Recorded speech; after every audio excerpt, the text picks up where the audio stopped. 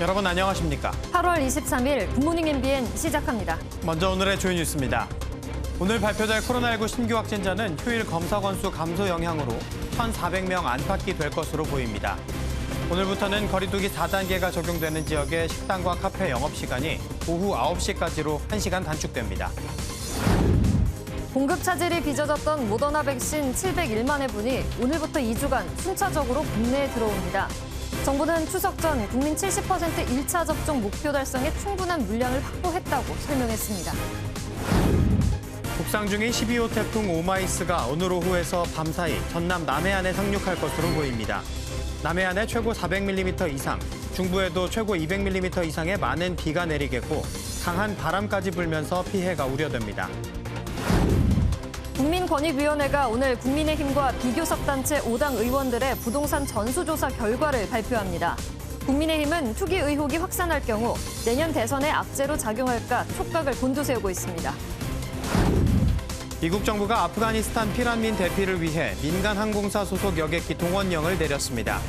무장 조직 이슬람국가 IS의 테러 위협 가능성도 제기된 가운데 아프간 사태를 논의할 주요 7개국 G7 정상회의도 곧 열립니다. 수급 차질을 빚었던 모더나 백신이 오늘부터 2주간 총 701만 회분이 공급됩니다. 백신 수급에 숨통이 트이면서 정부는 추석 전 1차 접종 70% 목표를 안정적으로 달성할 수 있다고 밝혔는데요. 18에서 49세 접종도 목요일부터 시작됩니다. 한성원 기자가 보도합니다. 모더나가 오늘 101만 회분을 시작으로 9월 첫째 주까지 2주간 총 701만 회분의 백신을 공급하기로 했습니다. 이번 달 초 들어온 130만 회분을 포함하면 모두 831만 회분입니다. 정부는 대표단의 항의 방문으로 물량을 크게 늘렸다고 설명했지만 애초 계획된 850만 회분에는 미치지 못합니다. 국민 여러분께서 걱정을 많이 하셨을 텐데 다소나마 걱정을 들어드리게 되어서 6주로 늘어난 1, 2차 접종 간격에 대해서는 백신의 공급 여력을 보면서 계획 변경이 가능한지 검토하겠다고 밝혔습니다. 정부는 또 루마니아로부터 백신을 받고 같은 가치의 의료기기나 물품을 공유하는 형태의 스와프 협의가 최종 단계라고 밝혔습니다. 유효 기간도 11월 이후로 아직 여유가 있는 물량으로 폐기가 임박한 백신이 아닙니다. 백신 1차 접종률이 50%를 넘긴 가운데 18세에서 49세 접종이 목요일부터 시작됩니다. 이들의 예약률은 65%. 백신 수급의 큰 변수는 사라졌지만 추석 전 접종률 70%를 달성하기 위해서는 적극적인 동료와 참여가 필요한 상황입니다. MBN 뉴스 한성훈입니다. 오늘부터 교정시설 재소자와 국제항해 종사자, 요양병원과 요양시설의 미접종자 등이 얀센 백신을 접종받습니다. 이들은 주로 집단 생활을 해 감염에 취약한 고위험군으로 분류되는데 선원의 경우 장기간 항해로 인해 접종 간격을 맞추기 어렵다는 점을 고려해 2차 접종이 필요 없는 얀센 백신을 맞게 됐습니다. 교정시설과 요양병원은 자체 의료진이 접종할 예정이고 항해 종사자들은 부산과 인천, 여수, 목포 등 거점 지역의 지정 보건소에서 즉시 접종받을 수 있지만 이상 반응 관찰 시간 등을 고려해 출항 8일 전까지만 접종이 가능합니다. 국내 코로나19 하루 확진자가 50일 가까이 4자릿수를 기록하는 등 4차 대유행의 끝이 보이지 않고 있습니다. 오늘 발표될 신규 확진자는 주말 검사 건수 감소의 영향으로 1,400명 안팎이 될 것으로 예상되는데요.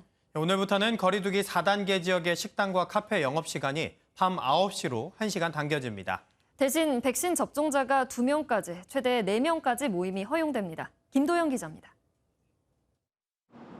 어제 0시부터 오후 9시까지 신규 확진자는 1,306명으로 집계됐습니다. 전날보다 176명 줄었는데 오늘도 1,400명 안팎으로 48일째 4자릿수를 기록할 것으로 보입니다. 소폭 감소했지만 주말 검사 건수가 줄어든 영향이 반영됐기 때문에 확산세가 꺾였다고 보긴 어렵습니다. 감소세로 전환된 것은 아니고 유지되는 수준에 불과한 만큼 여전히 위험한 상황입니다. 델타 변이 바이러스가 우세종으로 자리 잡은 상황에서 광복절 연휴 기간의 대규모 인구 이동 영향도 나타날 우려가 있습니다. 정부는 현행 거리두기 단계를 2주 더 연장하기로 했습니다. 오늘부터 수도권 등 거리두기 4단계 지역의 식당과 카페 영업시간은 오후 10시에서 9시로 1시간 단축됩니다. 9시 이후엔 매장 취식이 금지되고 배달만 허용되며 편의점도 마찬가지입니다. 영업시간이 줄어든 대신 백신 접종 완료자 2명을 포함해 최대 4명까지는 저녁 6시 이후라도 모임을 가질 수 있습니다. 정부는 앞으로 2주 동안 방역 상황을 지켜본 뒤 조치를 연장하거나 완화할지 결정할 방침입니다. MBN 뉴스 김도형입니다. 거리두기 4단계 격상에도 대면 예배를 강행해 시설 폐쇄 조치를 받은 사랑제일교회가 서울 광화문 일대 등에서 야외 예배를 강행했습니다. 경찰이 막아섰지만 예배는 2시간 넘게 이어졌습니다. 정태웅 기자가 취재했습니다. 서울 광화문 일대입니다. 거리 곳곳에서 교회 찬송가 소리가 들립니다. 교회 예배가 금지된 사랑제일교회 신도 수백 명이 한데 모여 휴대전화로 온라인 예배를 진행했습니다. 당초 이곳에서 직접 예배를 주도할 예정이었던 정광훈 목사는 방역 조치 등을 이유로 스튜디오로 참석했습니다. 경찰은 광화문 광장에 약 800명의 경력을 배치했지만 예배는 2시간 넘게 이어졌습니다. 오늘 사랑제일교회에서 주최하겠다는 예배는 법원이 허용한 예외사항에 해당되지 않으며 감염병 예방법 등에 위반되는 행사로 판단됩니다. 경찰과 서울시는 예배에 참여한 교인들에게 과태료 부과 등을 검토하기로 했습니다. 앞서 서울시와 성북구는 오전 10시 30분쯤 지난 19일 폐쇄 명령이 내려진 사랑제일교회 현장을 점검했습니다. 예배 시설에 대한 출입 흔적이나 이런 건 없고 잘 지키고 있는 것 같습니다. 앞으로도 계속 시설 폐쇄 명령을 잘 따라주시면. 지금까지 예배를 통해서 전국 어느 교회도 감염된 적이 없습니다. 그 부분을 저희가 말씀드리고. 현재 교회 측은 시설 폐쇄 결정에 불복해 서울행정법원에 처분 취소 소송과 집행정지도 함께 신청한 상태입니다. MBN 뉴스 정태웅입니다. 도쿄 패럴림픽 개최를 하루 앞둔 일본은 코로나19 신규 확진자가 2만 명을 넘는 등 확산세가 더욱 커지고 있습니다. 전국 47곳의 광역단체장으로 구성된 전국지사회는 도시 봉쇄를 제언했고 일본 정부는 기업 휴무 방안을 검토하고 있습니다. 김민수 기자입니다. 일본 NHK가 집계한 일본의 어제 하루 코로나19 신규 확진자는 22,302명입니다. 한 주 전보다 무려 50% 이상 급증했습니다. 중증 환자는 1,891명으로 10일 연속 최다치를 갈아치웠습니다. 가장 심각한 곳은 4,392명의 확진자가 나온 도쿄입니다. 코로나19 확산세가 최악으로 치닫자 일본 정부는 특단의 대책을 고민하고 있습니다. 전국 47개 광역단체장으로 구성된 전국지사회는 도시 봉쇄를 제언했고 일본 정부는 기업 휴무 방안도 검토 중입니다. 유동인구를 1명이라도 줄이기 위해서인데 개최를 하루 앞둔 패럴림픽이 변수입니다. 어제 하루 도쿄 패럴림픽 관련 확진자는 30명으로 집계치를 발표한 지난 12일 이후 가장 많이 발생했습니다. 도쿄 패럴림픽 관련 누적 확진자는 131명으로 늘었습니다. 이 때문에 도쿄 패럴림픽은 앞서 도쿄올림픽과 마찬가지로 내일 열리는 개막식 등 모든 경기가 관중 없이 치러질 예정입니다. MBN 뉴스 김민수입니다. 앞서 오늘 태풍의 영향권에 들면서 전국에 강하고 많은 비가 내릴 것으로 예상된다고 전해드렸는데요. 자세한 날씨 기상센터 연결해 알아보겠습니다. 박선아 캐스터 전해주시죠. 한 주의 시작인 오늘은 절기처서입니다. 아침 저녁으로 선선한 기운에 처서가 지나면 모기도 입이 비뚤어진다는 속담이 있는데요. 모기의 극성에서 벗어나 곧 귀뚜라미 울음소리를 들을 수 있겠습니다. 오늘과 내일은 서해상에서 다가오는 저기압과 제12호 태풍 오마이스의 영향으로 전국에 강하고 많은 비가 내리겠습니다. 현재 오마이스는 일본 오키나와 부근 해상에서 북진하고 있는 모습인데요. 오늘 밤에 제주를 지나 자정 무렵에는 남해안에 도달하겠습니다. 내일까지 남부와 제주에 100mm에서 많은 곳은 400mm가 넘는 물폭탄이 쏟아지겠고요. 그 밖에 전국으로도 200m가 넘는 많은 양의 비가 내리겠습니다. 시간당 70mm 이상으로 게릴라성 호우가 집중되는 곳도 있겠고요. 남부지방과 제주를 비롯해 전국에는 강한 돌풍도 불어들겠습니다. 강한 비바람에 철저히 대비해 주시기 바랍니다. 태풍이 물러간다 하더라도 장마 전선이 오르락 내리락하며 이번 주도 흐린 가운데 비 오는 날이 잦겠습니다. 지금까지 날씨 전해드렸습니다. 나라 밖에서는 비 피해 소식이 들려오고 있습니다. 미국 중부 테네시주에서 대형 홍수가 발생해 최소 21명이 사망했습니다. 뉴욕에서는 허리케인 헨리가 접근해 재난 사태가 선포되기도 했는데요. 전민석 기자가 보도합니다. 경류에 떠밀려온 차가 다리에 위태롭게 걸려 있습니다. 하루아침에 집을 잃은 사람들은 그저 망연자실한 표정입니다.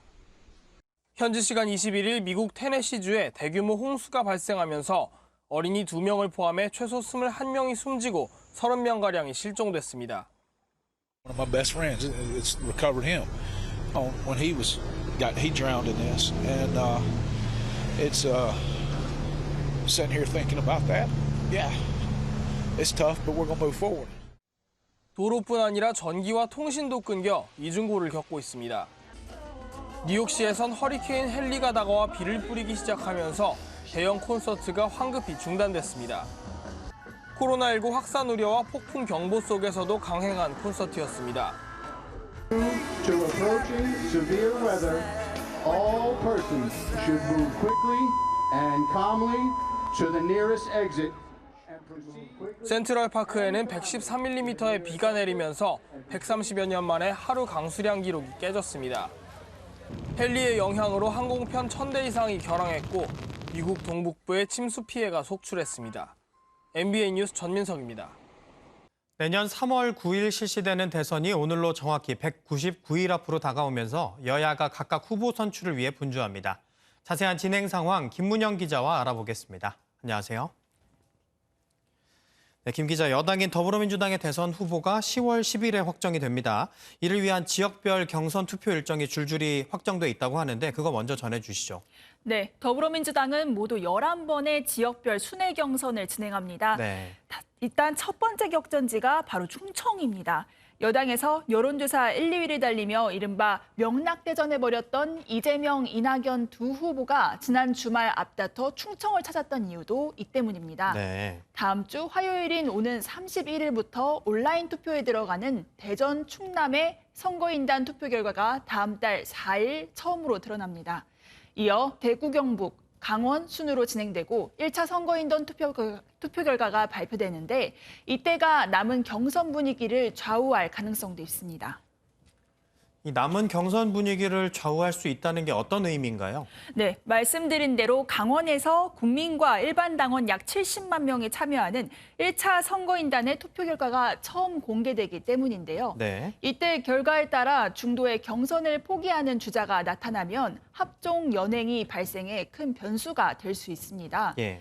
또 추석 연휴 이후에 가장 중요한 지역으로 꼽히는 호남에서 맞붙은 뒤에 제주도와 부산, 울산, 경남, 그리고 수도권을 거쳐 10월 10일에 대망의 최종 후보가 선출됩니다.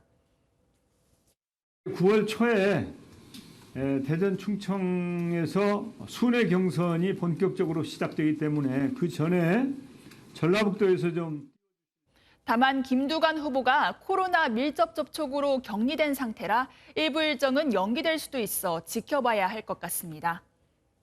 네, 이번에는 국민의힘 이야기 해보겠습니다. 국민의힘은 이번 주 본격적으로 대선 경선 체제에 돌입한다고요? 네, 국민의힘이 목요일이죠. 오는 26일 이번 대선 경선을 관리할 선거관리위원회를 출범합니다. 예. 이어 30일에 예비경선 후보 등록을 시작으로 1, 2차 컷오프를 거쳐 최종 후보를 선출합니다. 이 과정에서 13명인 후보가 토론회 등을 거쳐 8명이 됐다가 또 4명으로 압축되고 11월 9일에 최후에 1명만 남게 됩니다. 네. 이렇게 계획은 나와 있지만 막상 공정하게 이를 지휘할 선거관리위원회 위원장의 임명에는 난항을 겪고 있습니다. 당초 인사권을 가진 이준석 대표는 경선준비위원장을 맡았던 서병수 의원을 선관위원장에 임명할 계획이었는데요. 그렇죠. 그런데 공정성 논란이 계속 이어지면서 서 의원이 경준위원장 사퇴와 함께 선관위원장도 맡지 않겠다고 선언을 해서 이 대표는 고심에 빠졌습니다. 들어보시죠. 친박 색채가 아주 강하신 서병수 위원장님을 모신 건데 거기다 불공정 프레임을 씌우게 되면은 이제 어떤 분을 모셔야지만이 그러면 그 불공정 프레임에 대해서 기계적으로 회피할 수 있는 거냐가 선관위원장 임명과 관련해 오늘 오전 열리는 최고위원회에서 심도 있는 논의가 이뤄질 것으로 보입니다.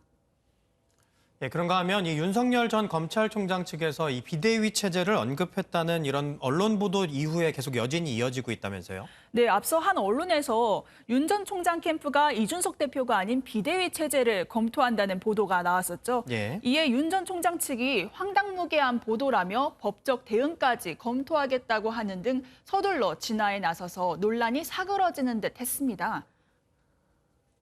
비대위라고 하는 것은 전당대회를 통해서 임기가 보장된 그 대표를 끌어내린다는 의미인데 이런 황당무계한 보도를 가지고 정치 공세를 피는 것 역시도 상식에 반하는 거라고 생각합니다.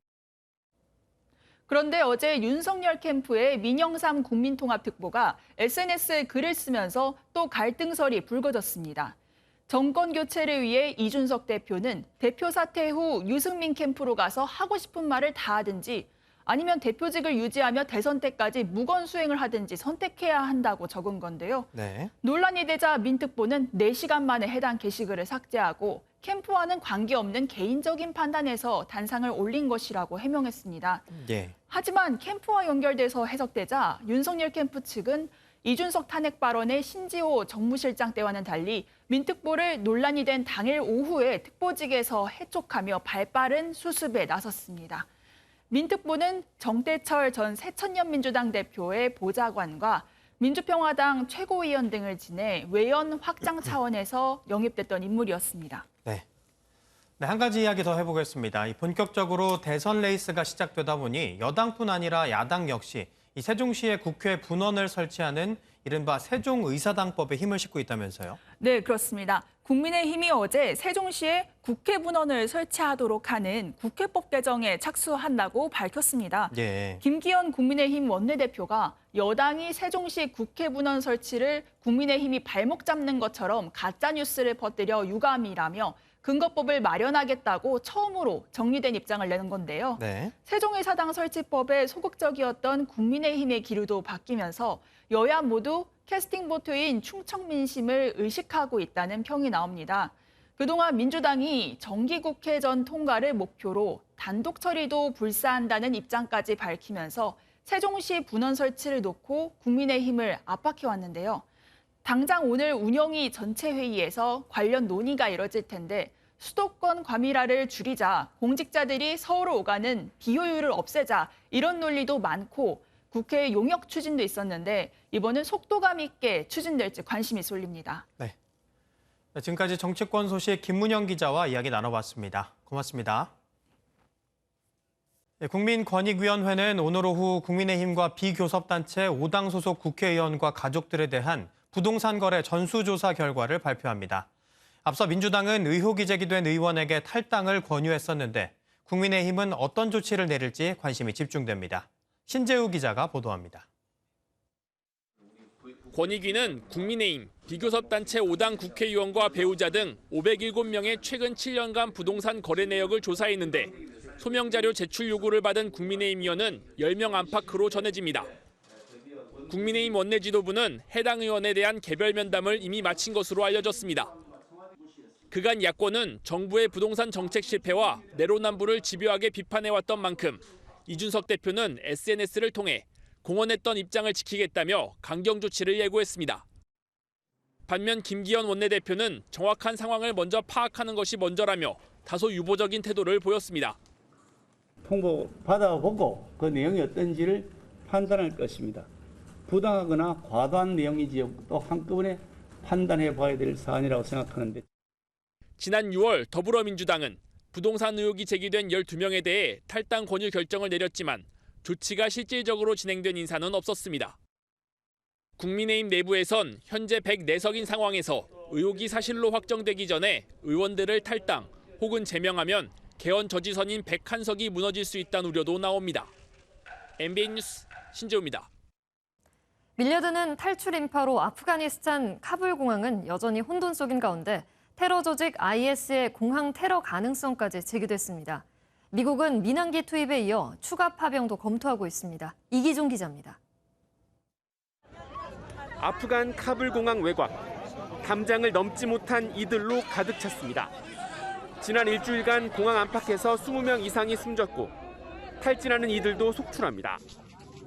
دخترم از بچه‌م از فامیل 3 نفر دیگه سنش بالا بود نمیتونستم انتقال بدم دیگه لطفاً به مشکلات ما رسیدگی 미군은 하루 동안 3,900명을 탈출시켜 최대 9,000명을 대피시키겠다는 목표와는 여전히 거리가 있습니다. 미 국방부는 150대의 군용기 외에 18대의 민간 항공기까지 대피 작전에 동원하기로 했습니다. 미군의 민항기 투입은 걸프전과 이라크전 이후 3번째입니다. 하지만 탈레반은 여전히 아프간인의 공항 접근을 방해하는 것으로 알려졌고 이슬람 국가 IS의 카불 공항 테러 가능성까지 제기됐습니다. The threat is real, it is acute, it is persistent. 8월 말로 정했던 대피 완료 시점이 미뤄질 거란 전망이 나오는 가운데 미국은 추가 파병을 검토하고 있습니다. Our first priority in Kabul is getting American citizens out of the country as quickly and as safely as possible. G7 정상들은 24일 아프간에서의 안전한 대피와 난민 문제 등을 논의하기 위한 긴급 회의를 열 계획입니다. MBN 뉴스 이기중입니다. 아침부터 만취 상태로 운전하던 30대 남성이 일방 통행로에 세워져 있던 승용차와 오토바이를 잇따라 들이받았습니다. 차량 4대와 오토바이 3대가 파손됐는데 다행히 크게 다친 사람은 없었습니다. 김태림 기자가 보도합니다. 회색 차량 한 대가 골목에서 좌회전하더니 주차된 차량을 들이받습니다. 충격을 받은 차가 밀리면서 앞에 주차된 차량들이 잇따라 밀리더니 오토바이 한 대까지 쓰러집니다. 곧이어 연기가 피어오르고 사람들이 몰려듭니다. 어제 오전 9시쯤 서울 동대문구에서 30대 남성이 운전하던 음주 차량이 주차된 승용차와 오토바이를 잇따라 들이받았습니다. 1차 충격 이후 도미노처럼 차량이 연달아 부딪히면서 최종적으로 승용차 4대와 오토바이 3대가 파손됐습니다. 신고를 받고 출동한 경찰이 음주 측정을 한 결과 해당 남성의 혈중 알코올 농도는 면허 취소 수준인 0.08% 이상으로 만취 상태였던 것으로 알려졌습니다. 면허 취소죠. 술 많이 마셨다. 오토바이 같은 경우는 넘어졌고 멀쩡히 있는 세우는 차 그냥 받은 거예요. 어떤 차는 확 밀려버렸어요.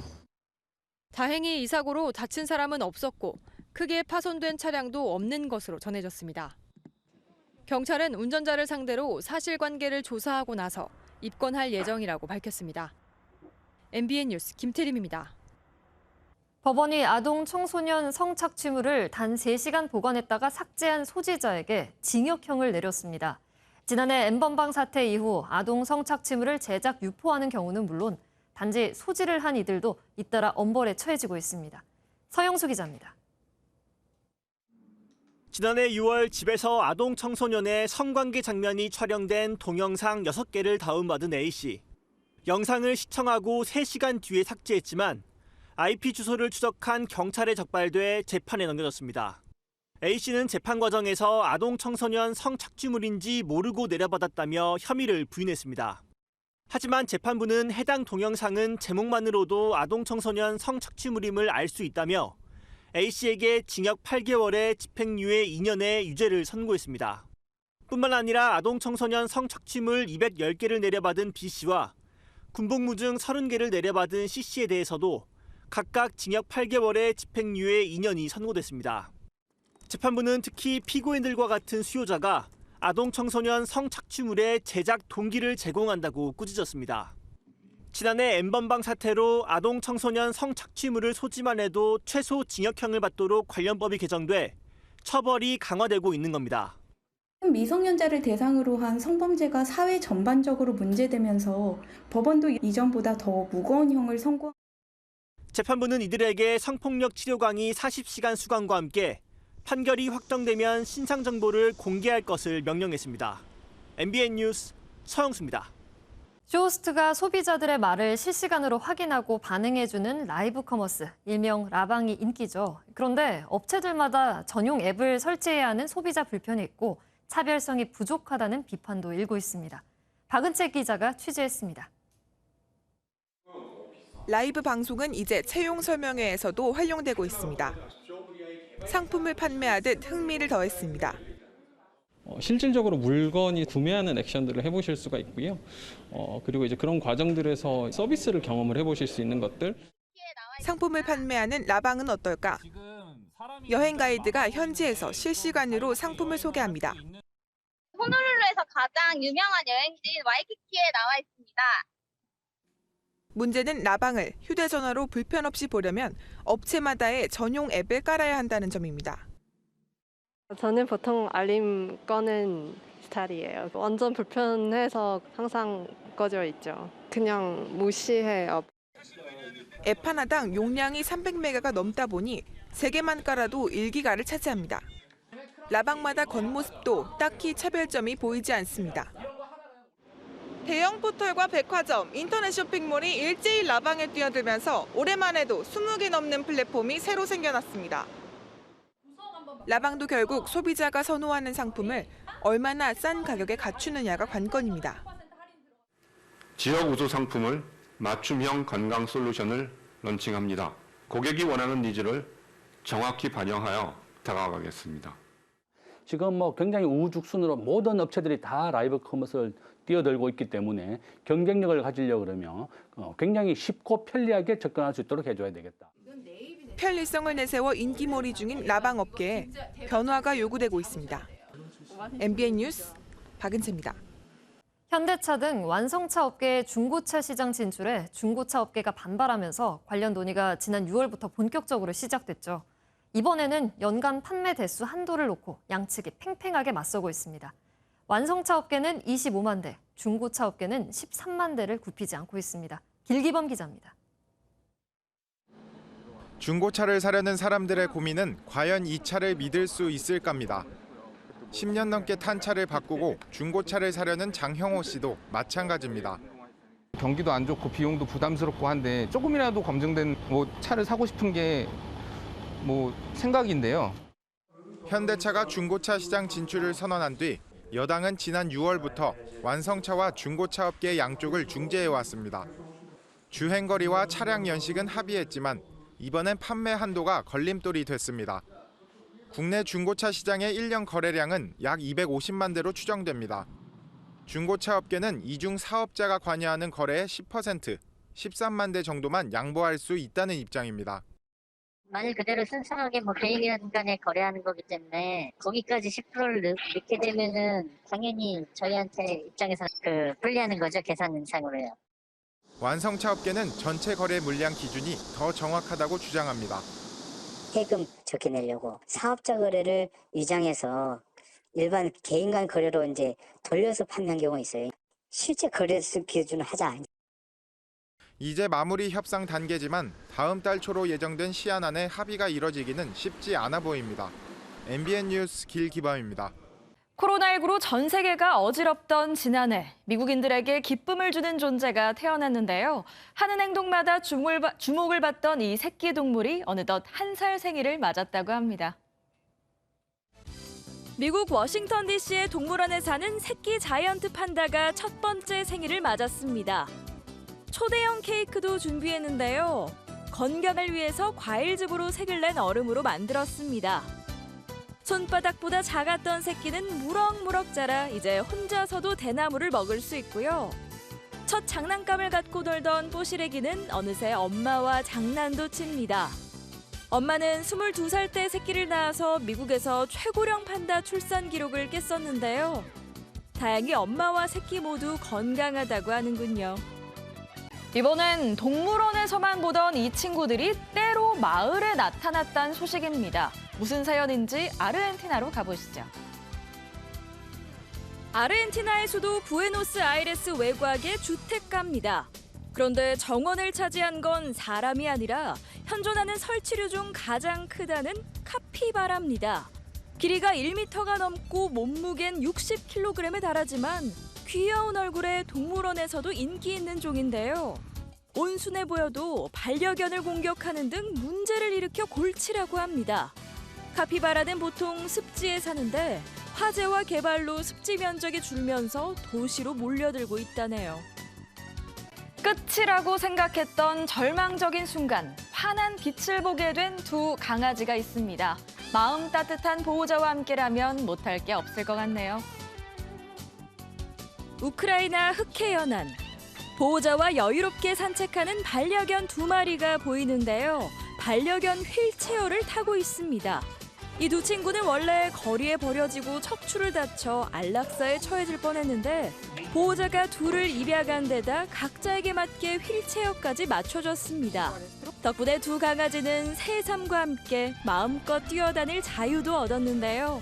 앞으로는 아픔 없이 행복만 가득했으면 좋겠네요. 지금까지 굿모닝 월드였습니다. 가을의 두 번째 절기 처서인 오늘은 서해상에서 다가오는 저기압과 제12호 태풍 오마이스의 영향으로 전국에 강하고 많은 비가 내리겠습니다. 오마이스는 현재 일본 오키나와 부근에서 북진하고 있는 모습인데요. 오늘 밤에 제주를 지나 자정 무렵에는 남해안에 도달하겠습니다. 전국에 돌풍과 함께 시간당 70mm 이상의 게릴라성 호우가 집중되는 곳이 있겠습니다. 내일까지 남부와 제주에는 400mm가 넘는 물폭탄이 쏟아지는 곳이 있겠고요. 그 밖에 전국으로도 200mm 이상의 많은 비가 내리겠습니다. 현재 장대비가 쏟아지고 있는 서쪽 일부 지역에는 호우주의보가 발효 중인데요. 오늘과 내일 강한 비바람에 대비해 주셔야겠습니다. 태풍이 물러간다 하더라도 장마전선의 영향으로 이번 주도 비 오는 날이 잦겠습니다. 이렇게 날씨가 흐린 날에는 비가 오려나 삭신이 쑤시네 하는 어르신들의 말씀 한 번쯤은 들어보셨을 텐데요. 왜 비가 오기 전 날씨가 흐릴 때 관절이 아픈 걸까요? 우리 관절 조직은 기압과 습도에 민감한데 비가 오는 날에는 평소보다 대기압력이 낮은 저기압 상태가 되면서 관절 내 조직의 팽창이 일어나게 되는데요. 이 과정에서 신경을 자극하면 통증이 발생할 수 있다고 합니다. 자, 그렇다면 날씨 흐린 날 어떻게 해야 관절 통증을 줄일 수 있을까요? 먼저 실내 온도와 습도 조절하기입니다. 실내외 온도차가 5도 이상을 넘지 않도록 유지하고 실내 습도는 50% 이하로 낮춰주는 게 좋다고 하네요. 두 번째는 냉방기 사용 자제입니다. 찬바람은 주위 근육을 뭉치게 만들어서 신경을 압박하고 혈액순환을 어렵게 만든다고 합니다. 세 번째는 운동 및 스트레칭하기입니다. 평소에도 운동을 통해 관절 주변 근육을 강화해주면 비 오는 날에도 끄떡없겠죠?